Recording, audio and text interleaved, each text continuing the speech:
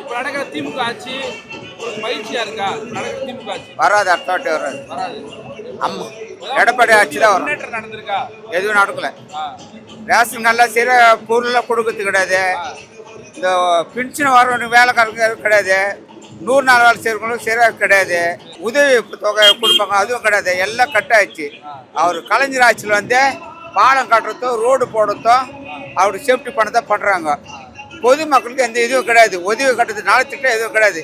எல்லாம் கேன்சல் பண்ணிட்டு அவருக்கு தேவையானதான் பண்ணிட்டு வர்றாரு. எடப்பாடி ஆட்சி நல்லா சிறப்பாக இருந்தது. அதாவது முதியோருக்கு பென்ஷன் வந்தது, 100 நாள் வேலை திட்டம் வந்தது, தொகை வந்தது, வயசானவங்களுக்கு வந்தது, கை கால் ஊனமுற்றவங்களுக்கு அவங்களுக்கு தொகை வந்தது. ஆனால் இப்போ எல்லாமே கட் ஆயிடுச்சு. அவருடைய வந்து கலைஞர் ஆட்சியில் வந்து மு க ஸ்டாலின் ஆட்சியில் வந்து ரோடு போடணும், பாலம் கட்டணும், அவருக்கு தேவையான சேஃப்டி பண்ணிக்கணும். அதுதான் இப்போ நடந்துருக்குது. பொதுமக்கள் எந்த சேவை செய்யலை. ஆட்சி இதோட முடிஞ்சுக்கிட்டு நல்லா இருக்கும்.